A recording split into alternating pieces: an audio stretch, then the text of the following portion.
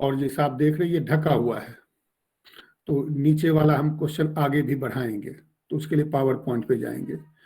तो कल 2 सितंबर को एक बहुत बड़ा इंडियन नेवी के बारे में न्यूज था, कोई बता सकता है वो क्या न्यूज था? ये सर फ्लैग चेंज हुआ है इंडियन नेवी के पहला जो फ्लैग था उस पे अंग्रेज का उस पे मतलब ब्रिटिश गवर्नमेंट का उस पे एक क्रॉस करके ऐसे निशान लगा हुआ था सिंबल, अब वो हटा दिया गया है। Very good. कोई और कुछ बोलना चाहता है? एक तो वो था न्यूज, और क्या था? और आईएनएस विक्रांत देश को सौंपा गया है, जो पहला मेक इन इंडिया जो एयरक्राफ्ट है, ठीक है, जिसमें 75% जो बना हुआ है वो पूरा इंडियन है और 25% फॉरेन उसमें यूज हुआ है। Very good. पाठक जी, आपकी कंपनी फोन से बहुत आवाज आ रही है, आप बोलना चाह रहे हैं कुछ? जी जी नहीं, यही अभी जो बोला यही बात मैं बोलना चाह रहा था। Thank you. हाँ, तो ठीक है, तो म्यूट कर दीजिए। तो ये दोनों है, बहुत अच्छा है, क्योंकि यही दो मेन न्यूज है। और झंडा का कहानी तो आप लोग इंटरनेट पे देख सकते हो। 47 से लेकर के 50 तक अलग रहा, फिर उसके बाद फिर जब वाजपेयी सरकार आई थी तो थोड़ा बदलाव आया, फिर वाजपेयी सरकार चली गई तो वो बदलाव जो वाजपेयी सरकार लाई थी वो वापस कर दिया गया। और ये वाला जो वीडियो में दिखाने की कोशिश कर रहा हूँ, पता नहीं आपको आवाज सुनाई पड़ेगी या नहीं, ये उसी को रिफ्लेक्ट कर रहा है। लो, इसमें तो वीडियो आया ही नहीं, तो मेरे को पावर पॉइंट में ही दिखाना पड़ेगा। ये तो केवल इमेज डाल, नहीं नहीं है वीडियो। गुड ना। From a small harbor police outfit at the beginning of the 17th century to one of the world's finest naval forces of the 21st century, the Indian Navy has come a long way.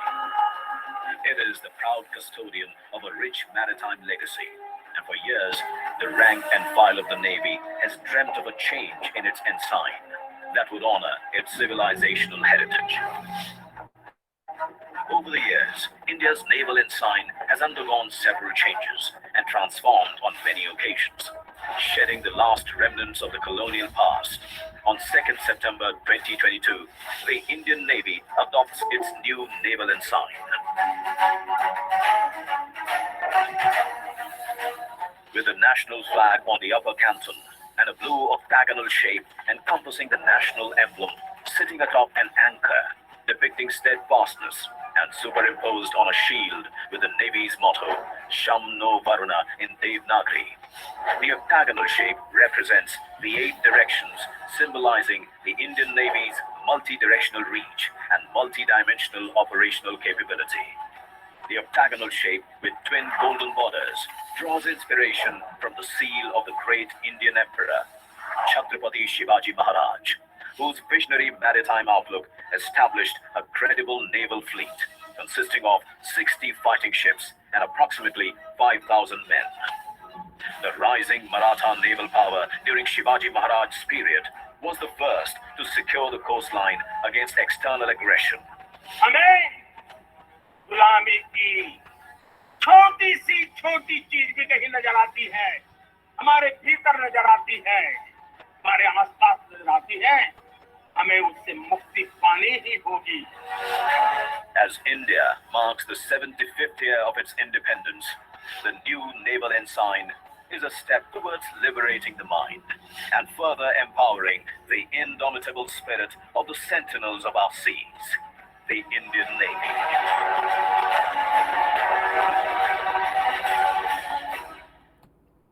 मेरे को पता नहीं कि आपको सुनाई पड़ी आवाज या नहीं, सुनाई पड़ी थी आवाज? Yes sir. Oh very good. तो किसी ने मेरे को छोटा क्लिप करके भेजा था तो मेरे को अच्छा लगा, बट आपको पता लग गया रिलेटेड न्यूज क्या था नेवी के बारे में, ये बहुत अच्छी बात है। अब इसको मैं निकाल देता हूं, इसकी जरूरत नहीं है। तो भारत के 3 डिफेंस सर्विसेज क्या है, सबको मालूम है?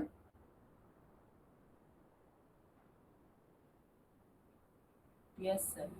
जोर से बोलो। Yes sir. हाँ, तो क्या क्या है? थल सेना, वायुसेना, जल से। ये सीआरपीएफ नहीं आता, बीएसएफ नहीं आता उसमें? सर वो सर ये सिर्फ पैरामिलिट्री में आते हैं सर, जो गृह मंत्रालय के अंदर आते हैं, होम मिनिस्ट्री के अंदर। Very good. तो आगे चलते हैं। आपने जवाब दे दिया तो अगला प्रश्न का भी शायद जवाब वही होगा। अच्छा, बहुत लोग आ रहे हैं, अभी क्लास खत्म हुआ है इसलिए, तो उसका हम उनको आने देते हैं।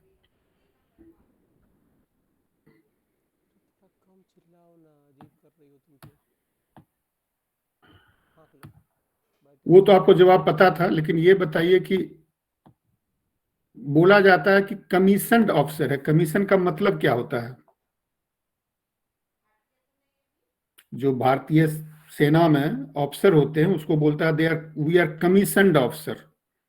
सो व्हाट डज इट मीन कि कमीशन्ड ऑफिसर किसको कहते हैं? किसी को पता है?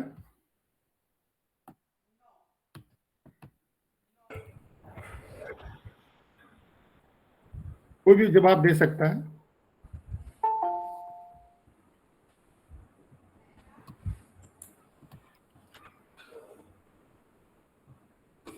किसी को नहीं पता है कि आईएएस ऑफिसर जो होता है, आईपीएस होता है, they are not commissioned, they are officer, first grade officer, they are not commissioned officer. केवल फौज का ऑफिसर जो होता है वो कमीशन्ड ऑफिसर होता है, डिफेंस का ऑफिसर, तीनों सर्विसेज का।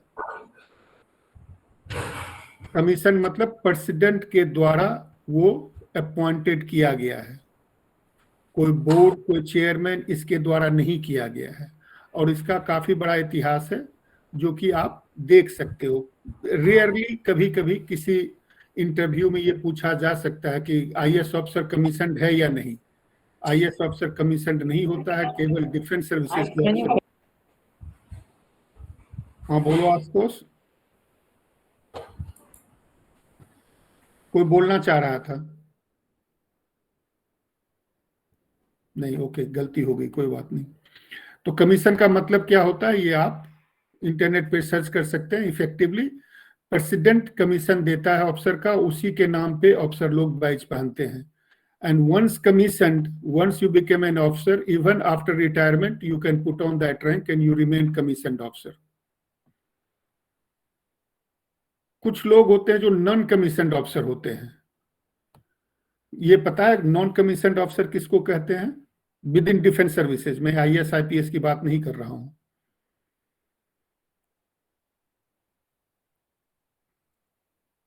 हेलो, किसी को नहीं पता है?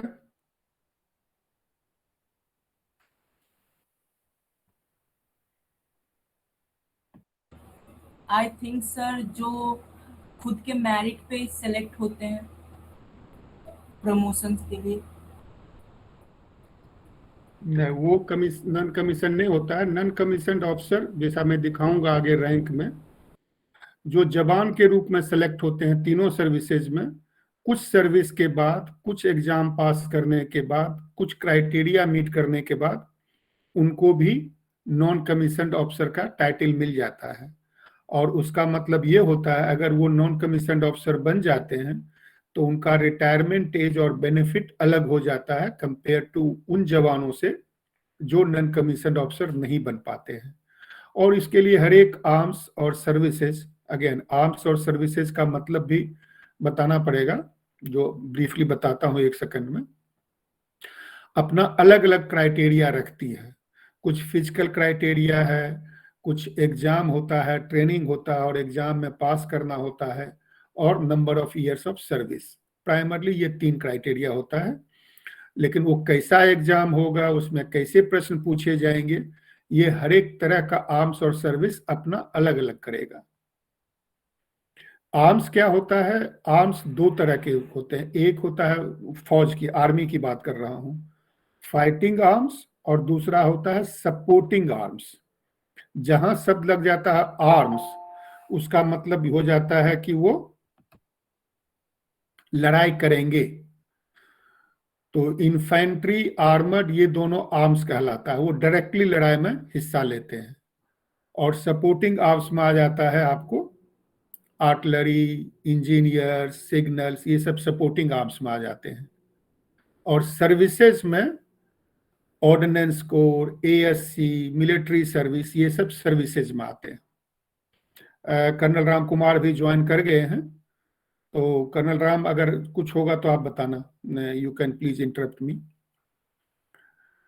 उसी तरह एयरफोर्स में भी फाइटिंग जो पायलट होते हैं वो फाइटिंग कहलाते हैं, और जो पायलट नहीं इंजीनियर होते हैं वो सर्विसेज कहलाते हैं, और बाकी सप्लाई वगैरह तो होता ही होता है। उसी तरह नेवी में भी जो एग्जीक्यूटिव ब्रांच होता है और एडमिनिस्ट्रेटिव ब्रांच होता है। इस तरह से आशुतोष आप म्यूट हो जाओ, और कोई भी बंदा अगर देखते हो आपके आसपास शोर हो रही है तो प्लीज म्यूट हो जाओ, क्योंकि रिकॉर्ड हम कर रहे हैं तो नहीं ठीक लगेगा। अगला क्वेश्चन,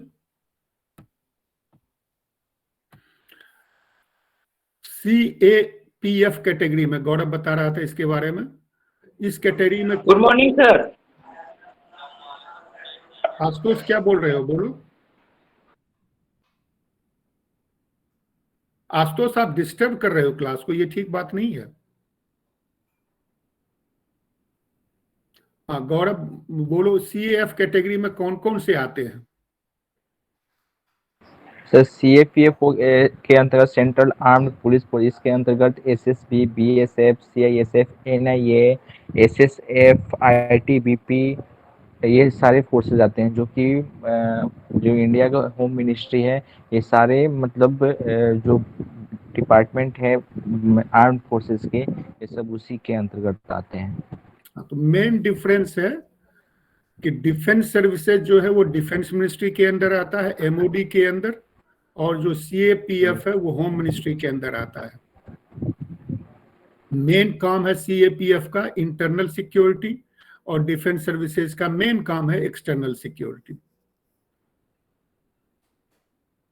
ये मैं बता चुका हूं। अब इस क्वेश्चन आंसर खत्म होता है। किसी और को कोई प्रश्न इसके बारे में, या और कोई क्वेश्चन डिस्कस करना चाहता है फौज के रिलेटेड? Excuse me sir. जी बताइए अमन। सर मैं बोल रहा था कि सर IAS IPS ऑफिसर या IFS ऑफिसर्स को भी सर कमीशन्ड ऑफिसर्स क्यों नहीं बोलते सर? वो लोग तो लाइक सेंट्रल गवर्नमेंट के रिप्रेजेंटेटिव्स ही होते हैं। राम कुमार बोलना चाहोगे?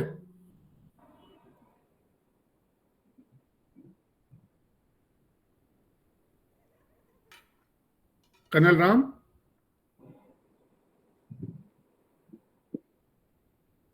तो इसका लेगेसी है, राम कुमार शायद म्यूट पे है या नहीं है, इसका लेगेसी ये है कि कमीशन्ड ऑफिसर ये जो होते थे, ये इंग्लैंड के महारानी कमीशन करती थी, और उस वहां से कहानी शुरू हुआ, और फिर बाद में प्रेसिडेंट कमीशन करता है। सेंट्रल का इससे लेना देना नहीं है कि वो सेंट्रल गवर्नमेंट के अंदर आते हैं या सेंट्रल गवर्नमेंट के अंदर नहीं आते हैं, वो टॉपिक नहीं है। जो IAS है, IPS है, वो सर्विस कहलाता है, वो देश को सुरक्षा सर्विस देता है, सेवा देता है, एडमिनिस्ट्रेशन का, ये सब का। जो कमीशन होता है वो प्रेसिडेंट उसको देता है, और वो प्रेसिडेंट डिफेंस सर्विसेज का हेड है, वो प्रेसिडेंट है, प्राइम मिनिस्टर नहीं है। प्राइम मिनिस्टर और जो IAS वगैरह है वो रिपोर्ट डायरेक्टली इनडायरेक्टली प्रेसिडेंट को नहीं, प्राइम मिनिस्टर को करते हैं, डायरेक्टली इनडायरेक्टली, या अपने कैबिनेट सेक्रेटरी को, ऐसे ऐसे उनका नाम कैबिनेट सेक्रेटरी ये सब है। जबकि फौज का जो अफसर होता है, फौज मतलब तीनों फौज, वो रिपोर्ट करता है प्रेसिडेंट को, और प्रेसिडेंट उनको कमीशन देता है। दोनों में ये अंतर है, और ये लेगेसी है अपना, इसलिए अपने यहाँ ये चला आ रहा है।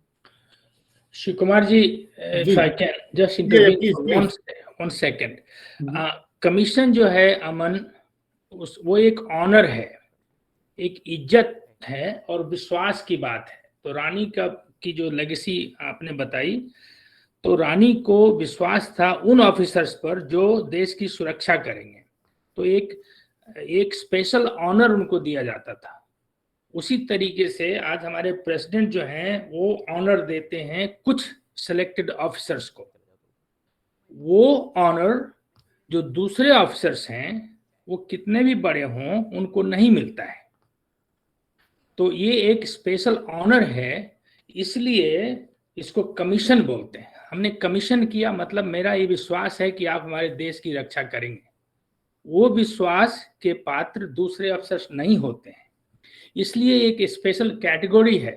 केवल प्रेसिडेंट को यह अधिकार है कि वो कमीशन छीन सकता है या दे सकता है, और किसी को अधिकार नहीं है। डिफेंस मिनिस्टर को अधिकार नहीं है, प्राइम मिनिस्टर को अधिकार नहीं है, वो अधिकार केवल प्रेसिडेंट को है।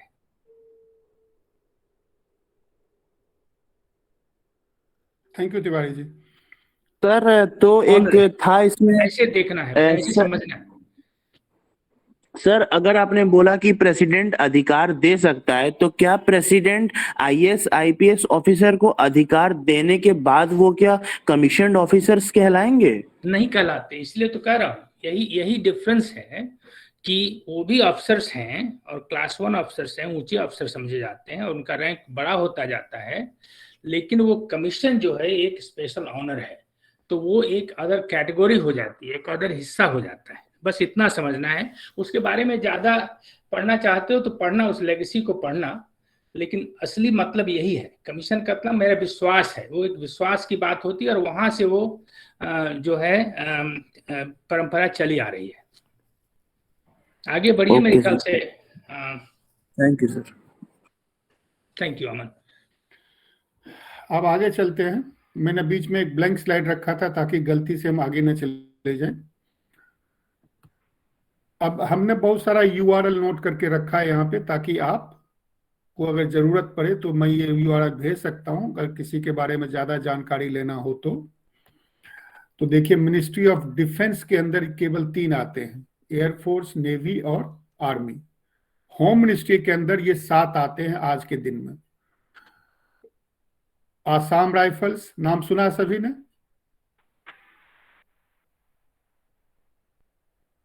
Yes sir. Yes sir.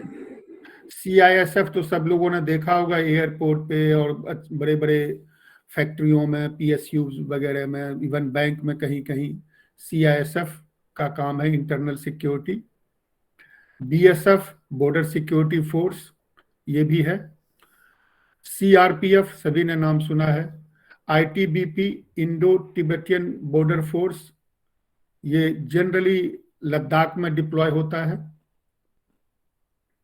SPG जो प्राइम मिनिस्टर को और VIP लोगों को सपोर्ट करता है, और SSB ये आसाम में मेरे को दिखाई पड़ता है ज्यादा। सशस्त्र सीमा बल आसाम में, अरुणाचल प्रदेश में काफी ज्यादा एक्टिव है। और ये इसके सब का अलावा सर भूटान और नेपाल के बॉर्डर पे सर SSB लोग को रखा जाता है। SSB नेपाल बॉर्डर पे है, क्योंकि ये जान के अरेंज किया गया था वहाँ SSB को कि नेपाल के साथ हमारा फ्रेंडली रिलेशंस है, तो वहाँ हम कोई तगड़ा फोर्स ढंग का नहीं रखना चाहते। SSB है और उसका काफी एक्टिव रोल हो जाएगा, स्पेशली वार के टाइम में फॉर इंटरनल सिक्योरिटी। VAVP मतलब वेनरेबल एरिया और वेनरेबल पॉइंट्स की रक्षा के। Thank you Ram Kumar. और किसी को इसके बारे में अगर जानना हो तो मैं पावर पॉइंट भेज सकता हूं, ताकि आप वहां जाके देख सकते हैं। हर एक के वेबसाइट पे रिक्रूटमेंट प्रोसेस, क्राइटेरिया सब कुछ लिखा हुआ है। तो उस नॉलेज के दृष्टिकोण से ये URL मैंने यहाँ कैप्चर करके रखा है, तो ये पावर पॉइंट अगर आपको चाहिए तो मैं दे सकता हूँ। अब आते हैं हम मेन टॉपिक पे कि रैंक वगैरह कैसे देखने में लगते हैं। ये है आर्मी ऑफिसर्स का रैंक।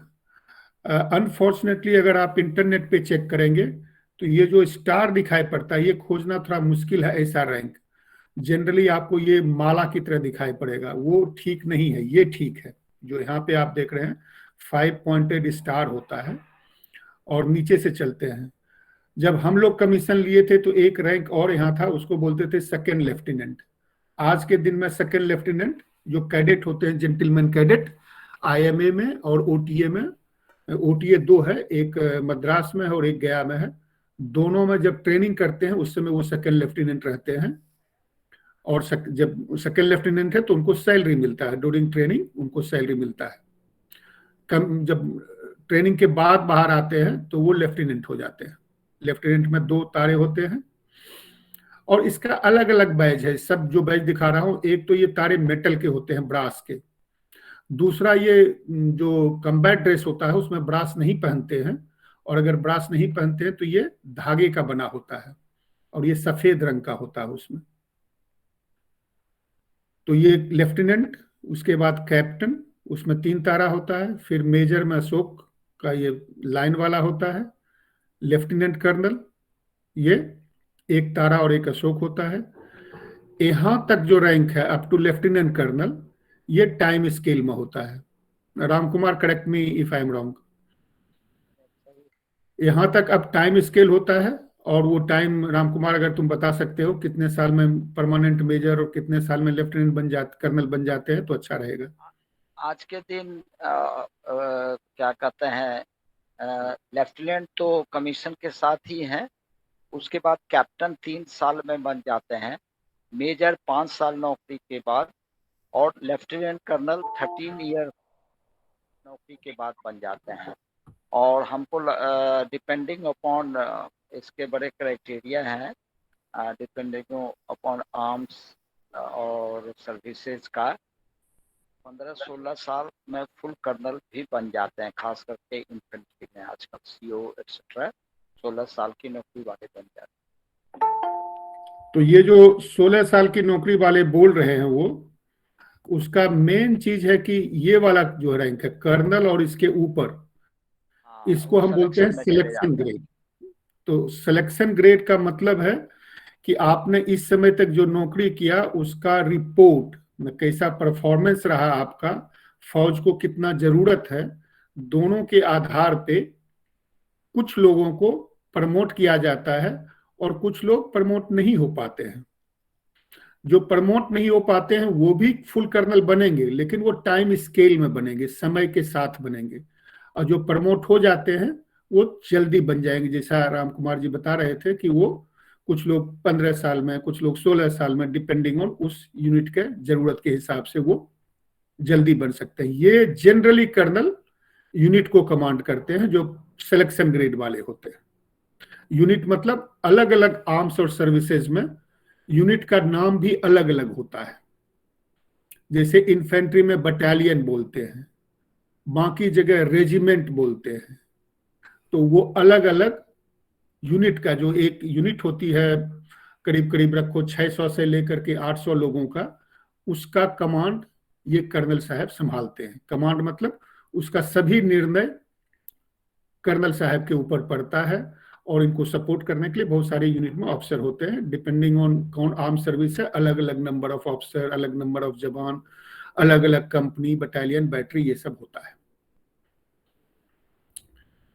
उसके बाद ब्रिगेडियर बनते हैं जो ब्रिगेड को कमांड करते हैं और स्टाफ ड्यूटी भी कर सकते हैं। मेजर जनरल होते हैं, जनरली डिवीजन को कमांड करते हैं, और स्टाफ ड्यूटी तो सब जगह है ही। उस लेफ्टिनेंट जनरल बहुत कुछ कर सकते हैं, कमांड को कमांड करते हैं, आर्मी को कमांड करते हैं, और स्टाफ ड्यूटी सब में है। जनरल आज के दिन में फौज का हेड जनरल ही होता है। फील्ड मार्शल अभी तक अपने पास 2 ही हुआ है, मानिकशा और फील्ड मार्शल करियप्पा। तो ये हमेशा नहीं मिलता है, यहां तक हमेशा जाता है। तो जो मैं 2-3 चीज बोला, हाँ राम कुमार बोलो। वो एयरफोर्स में अर्जन, हाँ एयरफोर्स के बाद में जाएंगे। आर्मी में 2-3 चीज मैंने शब्द का प्रयोग किया। यूनिट, यूनिट का मतलब रेजिमेंट या बटालियन। एक यूनिट के अंदर जनरली 4 से 6 छोटे डिवीजन होते हैं, जिसको कहीं कंपनी बोला जाता है, आर्टिलरी में बैटरी बोला जाता है, कहीं स्क्वाड्रन बोला जाता है, आर्मर्ड कोर में स्क्वाड्रन बोला जाता है, इन्फेंट्री में कंपनी बोला जाता है, आर्टिलरी में बैटरी बोला जाता है। बैटरी जनरली 100 से लेकर के 150 लोग होते हैं बैटरी में या कंपनी में, और बटालियन यूनिट में 600 से लेकर के 800-1000 तक होते हैं। वो अलग अलग का अलग अलग है। ब्रिगेड जनरली 3 इन्फेंट्री यूनिट और कुछ सपोर्टिंग चीजों मिला करके, कुछ इंजीनियर का हिस्सा, कुछ सिग्नल का हिस्सा, कुछ EME का हिस्सा, ये सब मिलकर के एक ब्रिगेड बनता है। डिवीजन जनरली 3 ब्रिगेड, कुछ RT यूनिट या आरटी ब्रिगेड, बाकी कम से कम एक engineer unit, signal unit, army ordinance core, army supply core, ये सब मिल करके एक डिवीजन बनता है जिसको एक मेजर जनरल चलाते हैं। और कमांड जो होता है, कुछ कोर मिल करके कमांड बनते हैं। कमांड को हम पहले कोर होता है, कुछ 2-3 डिवीजन मिलकर के एक कोर बनता है। उसका भी बॉस जो होता है, कमांडर होता है, वो लेफ्टिनेंट जनरल होता है, लेफ्टिनेंट जनरल। ये मिट गया है यहाँ पे। उसी तरह कमांड होता है। भारत में 5 या 6 कमांड है, राम कुमार से पूछ लेते हैं। मोटा मोटी north, south, north, east, west ऐसे करके कमांड होता है, जिसमें बहुत सारे कोर होते हैं। एक ट्रेनिंग कमांड भी है। राम कुमार, कमांड का नाम बता सकते हो? मैं भूल गया हूँ। नहीं, आप सही बोल रहे हो।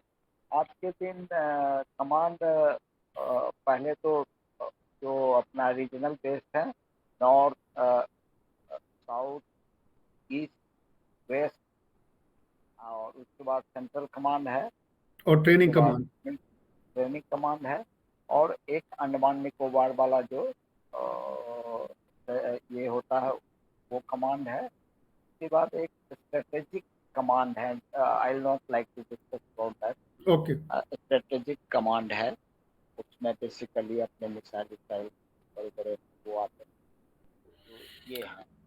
और कमांड का जो कमांड में जो कमांडर लेफ्टिनेंट जनरल होता है, दूसरा लेफ्टिनेंट जनरल उसका स्टाफ भी होता है। उसी तरह डिवीजन में मेजर जनरल कमांडर होता है, ब्रिगेडियर उसका स्टाफ हो सकता है, कर्नल स्टाफ होता है, जो कि ब्रिगेडियर मेजर जनरल को डायरेक्टली सपोर्ट करता है। तो लेफ्टिनेंट जनरल कमांडर भी हो सकता है, लेफ्टिनेंट जनरल स्टाफ भी हो सकता है एक कमांड में। भारतीय सेना में एक समय में एक ही जनरल होता है। एक जनरल, मेरे ख्याल से 79 या 100 के आसपास लेफ्टिनेंट जनरल होते हैं भारतीय सेना में, उससे ज्यादा नहीं होते हैं, और नीचे छोड़ दो। तो ये ऑफिसर का ये बैज होता है। किसी को कोई प्रश्न है इस पे तो बात कर सकते हो। सर जैसे सर मैं एनसीसी करता हूँ, तो एनसीसी में सर हम लोग जैसे 2 बंगाल बटालियन के अंडर आते हैं, तो सर ये वही बटालियन है सर जिसके बारे में आप यहाँ पे जिक्र कर रहे हैं सर? हाँ, 2 बंगाल बटालियन जो है वो एनसीसी का कैटेगराइजेशन है, और वहां पे जो इन्फेंट्री यूनिट या आरटी यूनिट जो भी होगा उसको मैनेज करने के लिए कहा जा सकता है, लेकिन एनसीसी का बटालियन अलग है। और कर्नल राम कुमार बहुत दिन एनसीसी को बटालियन को मैनेज किए हैं, बहुत दिन उनका इंचार्ज रखे हैं। तो और अगर कोई प्रश्न है, जो भी पूछना हो पूछ सकते हो, यहाँ पे हमारे पास है एक्सपर्ट। सर डायरेक्टरी क्या होता है? डायरेक्टरी नहीं, डायरेक्टरेट। डायरेक्टरेट सर हम लोग का जैसे नॉर्थ एंड सिक्किम डायरेक्टरेट है। राम कुमार बताओ भाई। ऐसा है बच्चे कि आपको इस ढंग से समझना है, कोई भी चीज है, कोई भी ऑर्गेनाइजेशन है, तो उसकी गिनती भी होना है और उसका आइडेंटिफिकेशन भी होना है, मतलब उसकी पहचान भी होना है।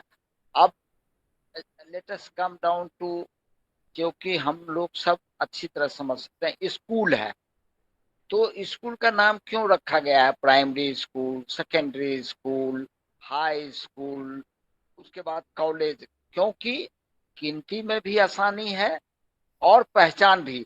द मोमेंट अगर आपको कोई बोला जाए कि मैं कॉलेज में पढ़ता हूँ या ये सामने वाला इंजीनियरिंग कॉलेज है, तो तुरंत आपका दिमाग काम करता है कि ये इंजीनियरिंग कॉलेज है। उसी ढंग से हम लोगों के भी ऑर्गेनाइजेशन में बटालियन, रेजिमेंट और कंपनी, बैटरी, इस ढंग के शब्द बोले जाते हैं बेसिकली गिनती के लिए और पहचान के लिए। जो ही किसी कोई बोल देगा कि एक आरटी बैटरी आ रहा है, तो हम तुरंत समझ जाते हैं कि आरटी बैटरी आ रहा है, इसके मतलब इसमें इतने गन होंगे, इतनी गाड़ियां होगी, इतने जवान होंगे, और इसका कमांडर एक लेफ्टिनेंट कर्नल होगा, उसके साथ एक आधा अफसर होगा।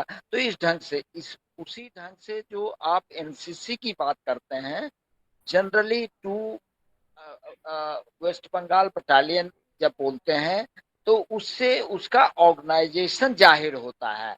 उसमें भी आपके जो एएनओ हैं, जो आपके क्या कहते हैं एनसीओज हैं, जेसीओज हैं, वो सब कोई न कोई अपॉइंटमेंट लेके रखते हैं। जैसे हमारे फौज में प्लाटून होता है तो वैसे ही आपकी भी कंपनी होती है और आपके बटालियंस होते हैं, पहचान है वो और वो गिनती है।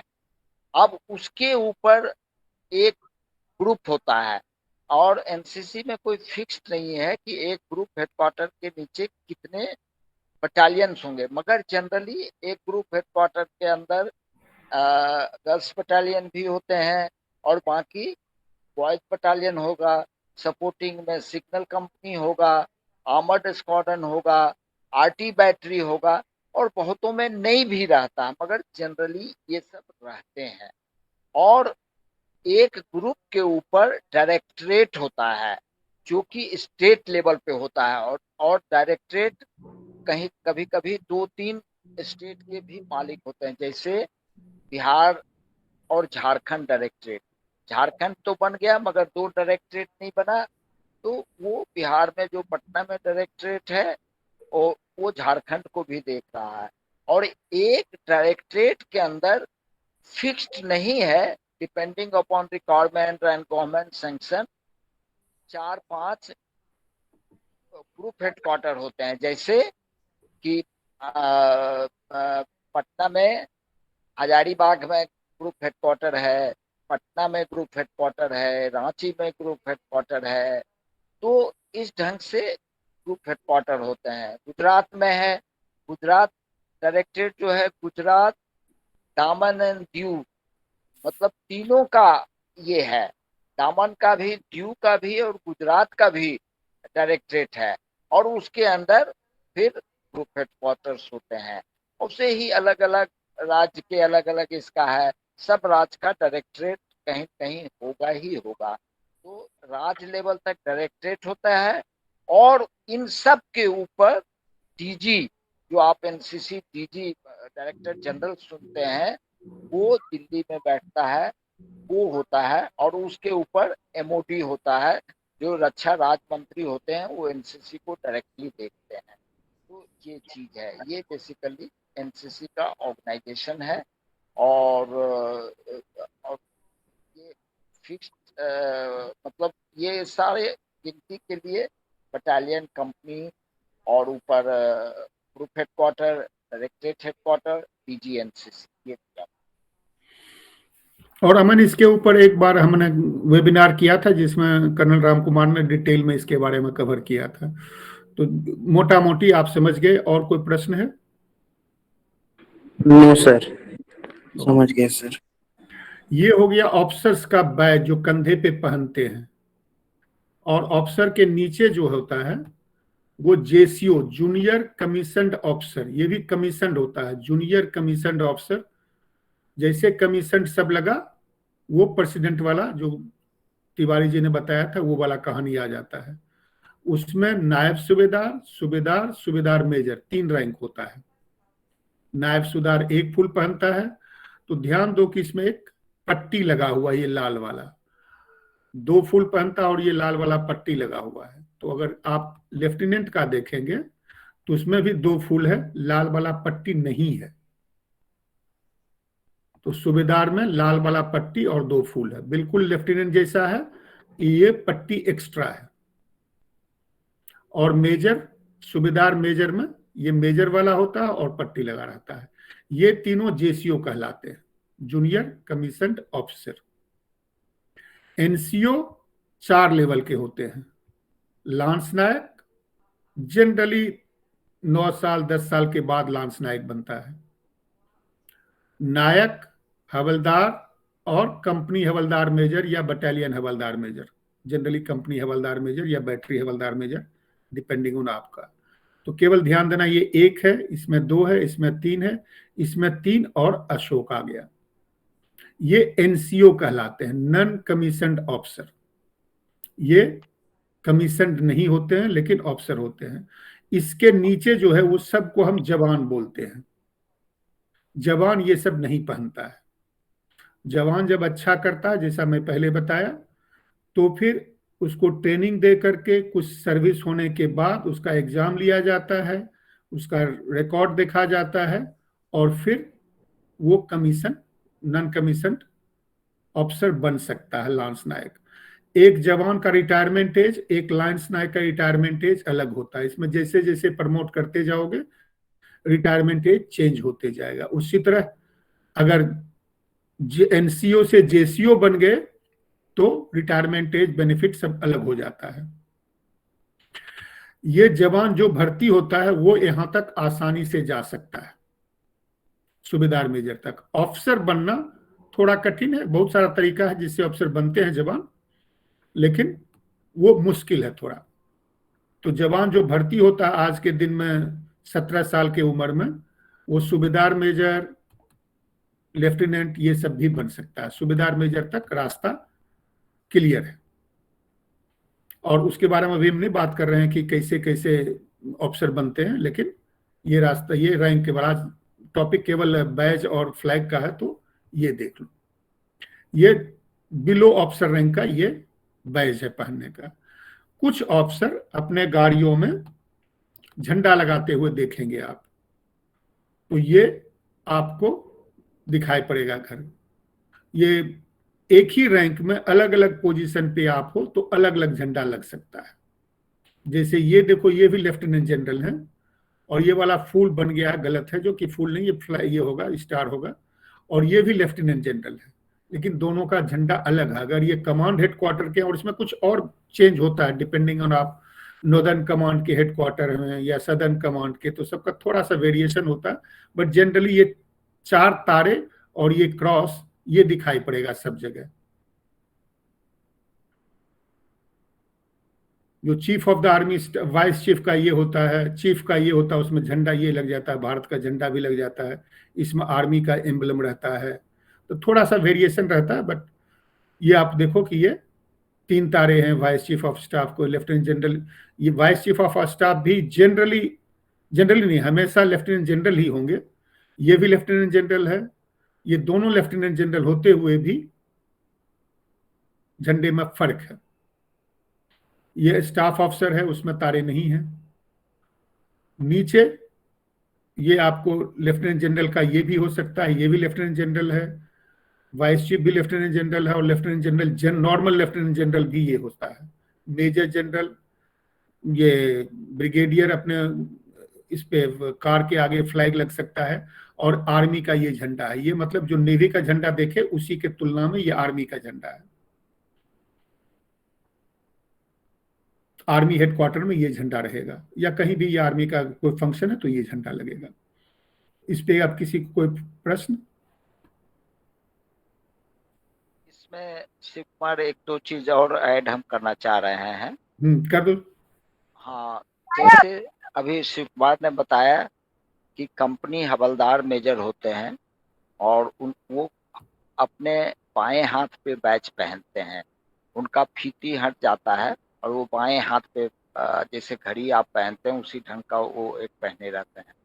और उसके अलावा एक CQMH भी होता है, कंपनी क्वार्टर मास्टर हवलदार, तो वो भी उनकी फीती 3 फीती हट जाती है कंधे पर से, और हाथ पे उनका बैच आ जाता है।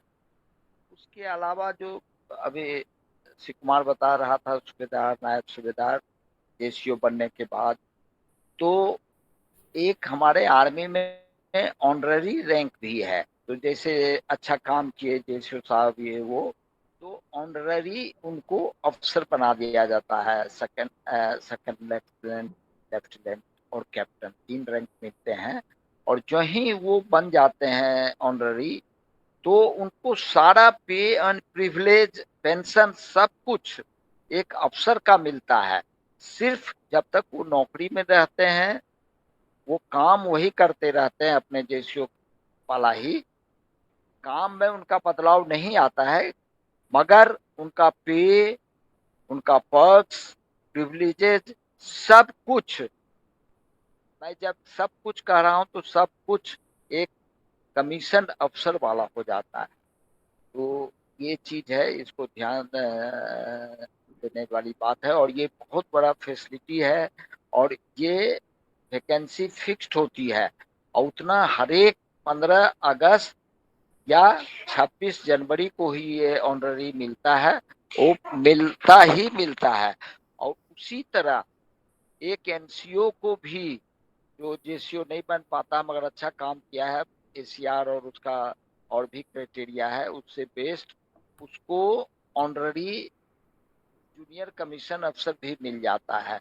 तो उसको भी सब कुछ एक जेसीओ का मिल जाता है। तो ये चीज मैं बताना चाह रहा था। और बाकी ये जो हमारा रैंक स्ट्रक्चर है उसका, और जहाँ तक फ्लैग की बात कर रहा है, फ्लैग हमारे जैसा फोटो आप देख ही रहे हैं, फ्लैग का शेप एकदम सेम रहता है। मेजर जनरल का हो या ब्रिगेडियर से शुरू हो जाता है, उसका शेप एकदम सेम रहेगा। कोई भी ब्रिगेडियर होगा वही लगाएगा झंडा, मगर झंडे के ऊपर जो पहचान वाला इंसिग्निया उसका जो क्रेस्ट होगा, वो क्रेस्ट अलग अलग हो सकता है। जैसे मान लीजिए आपके दानापुर का ब्रिगेडियर होगा तो दानापुर का क्रेस्ट लगाएगा, जो कि एक सांप है, कोबरा है हमारा, तो हम उसको देखते ही हम पहचान जाते हैं कि ये ब्रिगेडियर साहब कोबरा से हैं। जो गया ओटीए का होगा ब्रिगेडियर, तो उनके ऊपर ओटीए का साइन होता है, तो उसको देखते ही हम समझ जाते हैं कि ओटीए का ब्रिगेडियर है ये। तो ये सब चीजें बहुत लंबी चौड़ी चीज है। शिव कुमार जो बताया बहुत अच्छे से बता दिया आपको मोटे तौर से, मगर मैं सोचा जरा ये चीज बता दूं आपको, जिससे कि आपको लगेगा कभी कभी कंफ्यूजन कि किसी झंडे पे ये रहता है, किसी झंडे पे वो रहता है, क्यों रहता है। तो इसका कारण मेन यही है। अब आगे चलते हैं। हाँ जी, आगे चलते हैं। किसी कोई प्रश्न है तो पूछ लो, नहीं तो आगे चलते हैं। मुझे एक था। हेलो, हाँ विनय बोलो। बोले जो सूबेदार क्या होता है? सूबेदार जेसीओ होता है।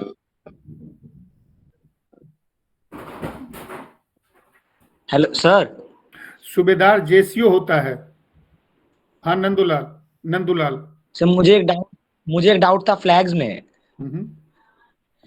सर जो फ्लैग, हाँ सर जी, जो फ्लैग होता है वो मैंने देखा है बहुत सारी आर्मी कार्स के पीछे, जो फ्लैग कार होता है उसके पीछे एक बॉक्स भी बना रहता है, उसमें स्टार्स बना रहता है, उसका फ्लैग से कोई संबंध है क्या? हाँ, ये जो देख रहे हो ना, 1 स्टार 2 स्टार, ब्रिगेडियर को 1 स्टार रहेगा, मेजर जनरल को 2 स्टार रहेगा, लेफ्टिनेंट जनरल को ये रहेगा, या बोलते भी हम 3 स्टार जनरल, 4 स्टार जनरल। जब कोई बोलता है 3 स्टार जनरल तो वो मेजर जनरल होता है। 4 स्टार, सॉरी, लेफ्टिनेंट जनरल होता है। 4 स्टार जनरल मतलब चीफ होता है, आर्मी ये होता है। और समझ में कैसे आता है कि इसमें ये जनरल अभी है या फिर नहीं है, क्योंकि वो तो उसको कभी कवर नहीं करते। रिटायर्ड है या रिटायर्ड नहीं है, ये बोलना चाह रहे हो? नहीं सर, जैसे अभी कार में कोई ऑफिसर बैठे हैं या फिर नहीं है, वो कैसे समझ पे आता है? अगर नहीं बैठे हैं तो आइडियली वो चीज कवर होना चाहिए। अच्छा। अगर मान लो कि कोई ब्रिगेडियर है, उनका कार मेरे को दे दिया और मैं ब्रिगेडियर नहीं हूं, हाँ, तो वो ढक दिया जाना चाहिए, वो नहीं दिखाई पड़ेगा। और वो उसका क्या समझ पे आता है जब एक लाइट भी जलता है उस बॉक्स में? अगर वो लाइट नहीं जलता तो? बॉक्स के अंदर लाइट है वो तो दिखाने के लिए है। ऊपर अच्छा। में छत पे अगर लाइट है तो वो ये है कि भाई वो ब्रिगेडियर साहब है, उनका हेडलाइट, वो रेड लाइट रहता है उनके कार के ऊपर, जीप के ऊपर। हाँ ठीक है सर। अच्छा, अब आगे चलते हैं, समय कम है तो हम अगर जरूरत पड़ी तो हम दूसरे कॉल पे वाला यूज करेंगे, नहीं तो इसी में खत्म करेंगे। उसी के इक्विवेलेंट नेवी का ऑफिसर है, तो ये मिडशिपमैन तो ट्रेनिंग के टाइम में होता है, और ये जूनियर ऑफिसर कहलाते हैं यहां तक, इंक्लूडिंग लेफ्टिनेंट जो है उसमें जूनियर ऑफिसर के कैटेगरी में आ जाते हैं।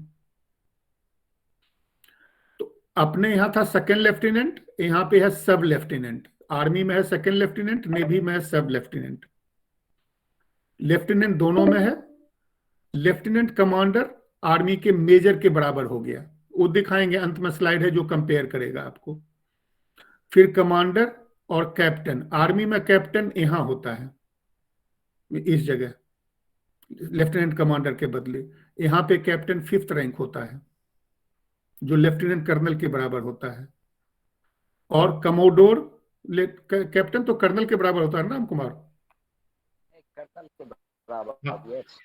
हाँ, तो कैप्टन आर्मी के कर्नल के बराबर होता है और कमोडोर ब्रिगेडियर के बराबर। Rear admiral, vice admiral, admiral, ये मेजर जनरल, लेफ्टिनेंट जनरल और जनरल के बराबर। एडमिरल ऑफ द फ्लीट तो रेयरली होता है, ऑनररी होता है, वार टाइम में कभी कभी दिया जाता है। तो मोटा मोटी पहचानने में थोड़ा दिक्कत हो सकता है, यहां तक तो पहचान जाऊंगा कितना स्ट्रिप लगा हुआ है। इसके बाद ये मोटा हो जाता है बैंड, फिर ये मोटा होकर के और मोटा हो जाता है, ये कम मोटा है, ये ज्यादा मोटा है, और इसमें मोटापा के बाद ये भी लग जाता है एक्स्ट्रा एक लाइन। ये ऊपर वाला जो है सो हर एक में होता है, ये वाला कहानी। तो ये नेवी का ऑफिसर हो गया, उसी तरह नेवी का जेसीओ के बराबर, ये एनसीओ के बराबर हो गया और ये जेसीओ के बराबर हो गया। चीफ पेटी ऑफिसर, चीफ पेटी officer 2nd class, master chief पेटी 2nd क्लास और 1st क्लास, चीफ मास्टर पेटी ऑफिसर 1st क्लास। और इनका भी फ्लैग होगा, नहीं ये इनका फ्लैग नहीं है, ये वाला ये रैंक और फ्लैग, तो इनमें भी वो फ्लैग होता है। तो अभी जो हमने दिखाया ये वाला, ये पुराना है, ये जो कि यही वाला चीज बदली किया गया है जो आपने वीडियो में देखा और नीचे भी हम शायद कहीं कैप्चर करके रखे हैं। तो ये वाला बदली हो गया। तो ये क्रॉस मेरे ख्याल से धीरे धीरे ओवर टाइम ये क्रॉस सब जगह से निकल जाएगा, लेकिन अभी निकला नहीं है, वो कल ही हुआ है, तो आपको पता होगा कि अभी इस पे डिसीजन हो करके चेंज होने में थोड़ा टाइम लगेगा।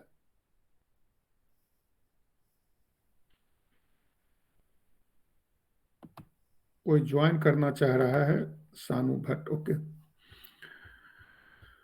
तो ये तो नेवी वाला छोड़ दो, क्योंकि नेवी वाला में इट इज अंडरगोइंग चेंज और ये काफी जल्दी चेंज होगा।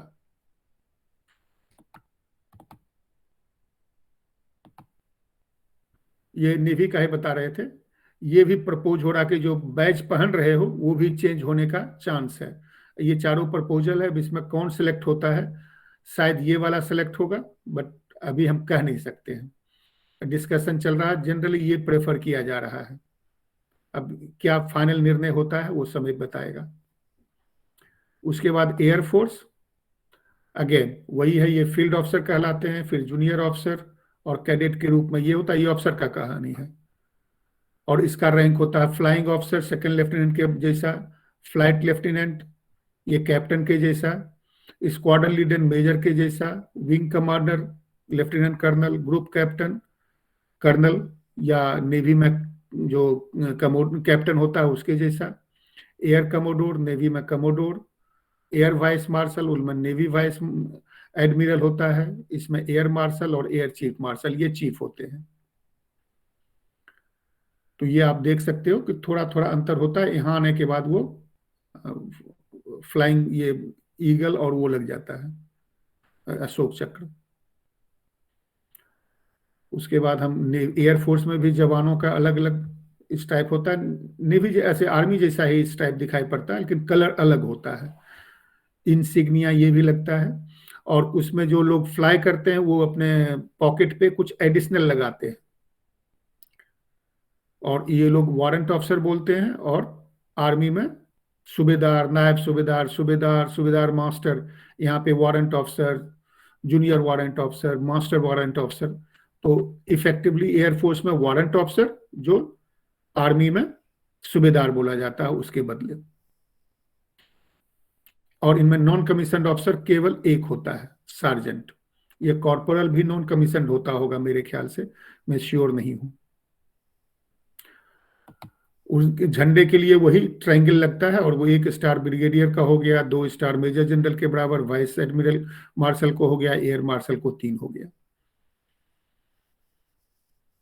और ये वाला कहानी जैसा राम कुमार बता रहा था, ये अलग अलग होते रहेगा, ये चेंज करते रहेगा डिपेंडिंग ऑन वो किस जगह का है और किस यूनिट का है। ये बीच में नहीं कहानी, वो ये कंपैरिजन है, आप रैंक वाइज कंपेयर तो लेफ्टिनेंट फ्लाइंग ऑफिसर हो जाता है, सब लेफ्टिनेंट हो जाता है। यहाँ पे ये सब लेफ्टिनेंट सेकंड लेफ्टिनेंट के बराबर है। तो ये रैंक का कंपैरेटिव चार्ट एक दिया हुआ है। अब 5 मिनट रह गया है, अगर कोई प्रश्न हो तो भी हम दूसरे पे जाएंगे, अगर नहीं प्रश्न है तो हम जो छोटा मोटा प्रश्न है तो यही डील कर लेते हैं, नहीं तो कॉल हम खत्म करेंगे। अब हम प्रेजेंटेशन बंद करते, बस दिखाते रहते हैं, अगर किसी कोई प्रश्न हो, डिस्कशन हो तो वो कर सकते हैं। ऐसे ये टॉपिक तो बहुत बड़ा है, बहुत कुछ और बोला जा सकता है, फिर अभी इतना ही हम रुकते हैं। अभी किसी कोई प्रश्न?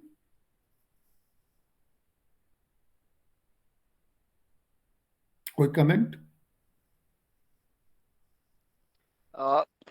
कमेंट्स एक चीज मैं यहाँ पे बताना चाहूंगा, खास करके दो जो ज्यादा आर्मी मतलब आर्म फोर्सेस से एक्सपोज नहीं है, ये जो हमारा 3 रैंक स्ट्रक्चर देख रहे हो, एनसीओ, जेसीओ एंड ऑफिसर्स, वो हमारी ब्रिटिश राज का लिगेसी है।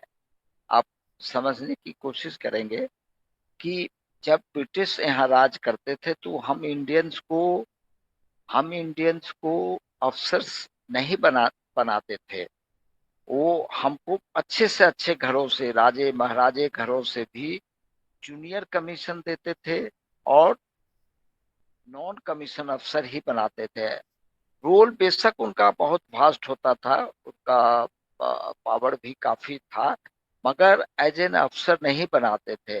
तो वही चीज आज इंडियन आर्मी में और व्हेन आई से आर्मी तो आर्म फोर्सेज में एंड करस्पॉन्डिंगली आप देखेंगे पैरामिलिट्री फोर्सेज, जो अभिषेक कुमार आपको बताया, सीआरपीएफ, बीएसएफ, और उसी ढंग से पुलिस फोर्स में भी ये सब हैं, दरोगा, इंस्पेक्टर और हेड कांस्टेबल, ये सब जो आप समझते हैं। तो इस ढंग से ये लीगेसी है। अब इसकी जरूरत है नहीं है वो तो शिव कुमार कभी टॉपिक रखेगा तो उसका डिस्कशन हो सकता है। बस यही मैं बताना चाह रहा हूँ। एक्सटेंड करने की जरूरत नहीं है। शिव कुमार जी, एक प्रश्न जो मुझे बार बार आता है कि जो हमारा ये आर्म्ड फोर्सेस है, and specifically if I compare with like ITBP, Indo-Tibetan border force, या जो सीमा सुरक्षा बल है, तो वो भी हमारे सीमा की ही रक्षा कर रहे हैं, और जो हमारे जो बाकी जो नॉर्मल जो कमीशन फोर्सेस हैं या ऑफिसर्स, वो भी हमारे सीमा की सुरक्षा कर रहे हैं। तो फिर ये अलग अलग कैटेगरी में क्यों आते हैं? लाइक एक है कि वो डायरेक्टली प्रेसिडेंट के अंडर में रहेगा या डिफेंस मिनिस्ट्री के अंदर रहेगा, दूसरा है कि आपके होम मिनिस्ट्री में रहेगा, तो वो क्या डिफरेंसेस है? मेरे ख्याल से राम कुमार 2 मिनट बचा है, अगर तुम बोल सको तो बोलो, नहीं तो फिर अगले कॉल पे जाना पड़ेगा।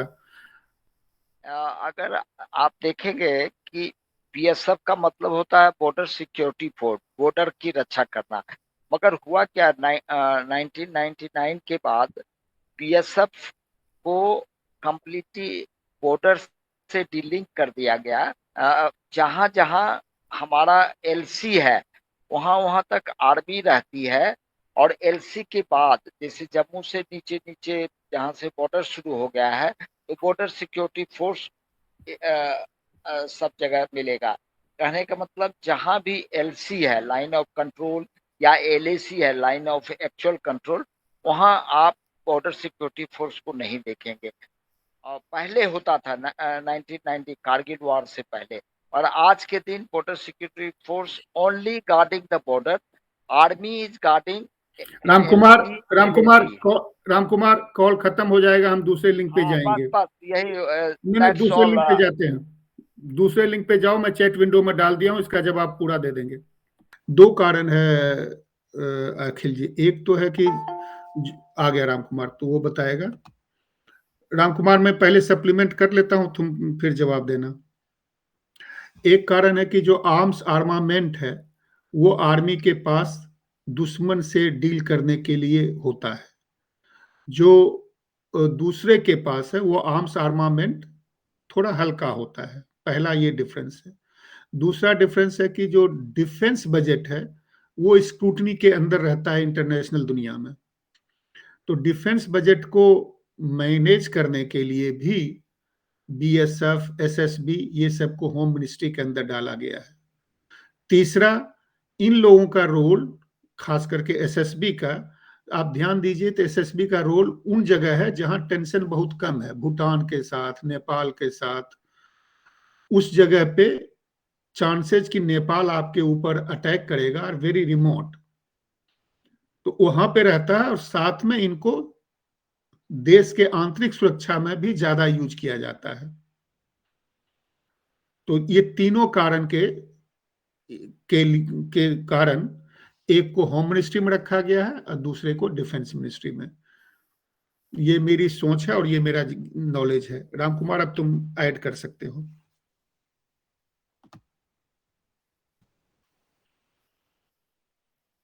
राम कुमार, तुम म्यूट हो अगर बोल रहे हो तो।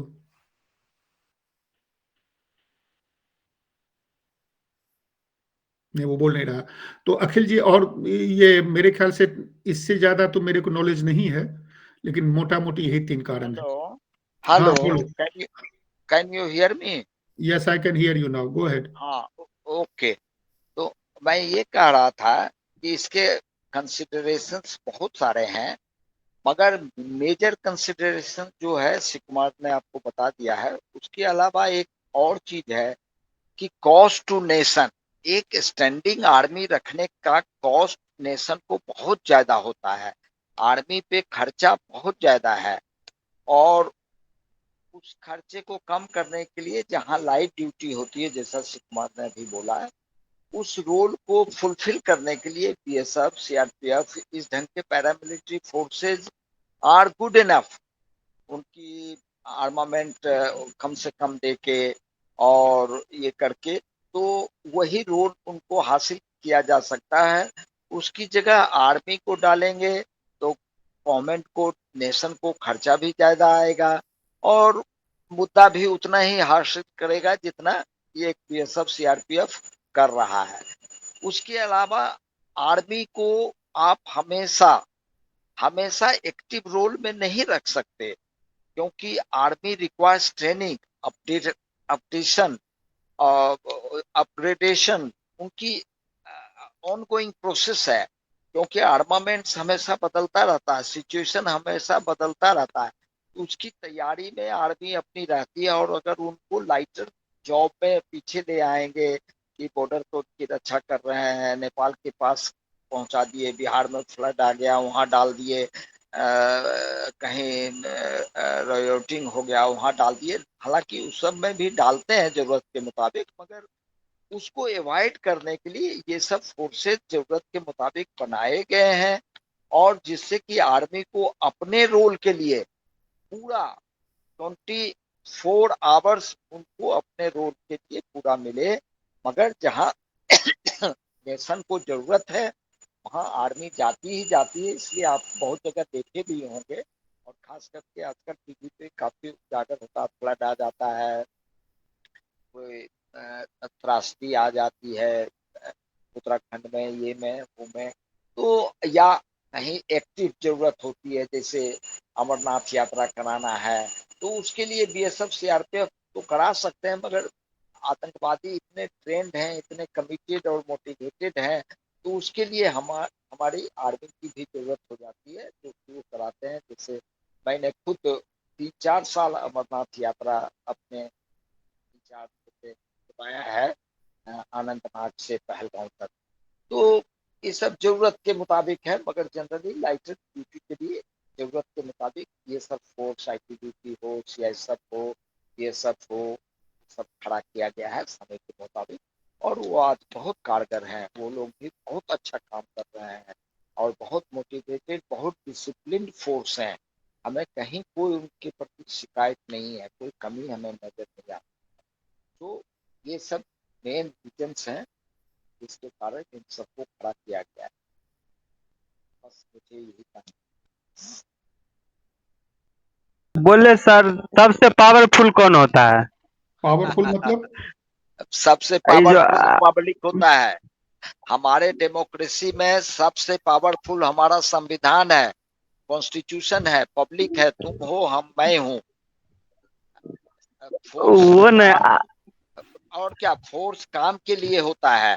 हाँ, आप जैसा हुक्म देंगे, कल पार्लियामेंट पास कर देगा कि पाकिस्तान पे हमला करो तो हमला कर देंगे, नहीं कहेगा तो हाथ जोड़ के खड़े रहेंगे, गले लगेंगे उनसे, उनको माला पहनाएंगे, उनको मिठाई खिलाएंगे। तो सबसे बड़ा ताकतवर हमारे देश में, हमारी डेमोक्रेसी में आप और हम हैं, ये चीज समझना है। बाकी सब अपने अपने रूल में है, अपनी अपने संविधान में है, और सबके ऊपर मतलब कॉन्स्टिट्यूशन है। Okay sir. किसी और को कोई प्रश्न?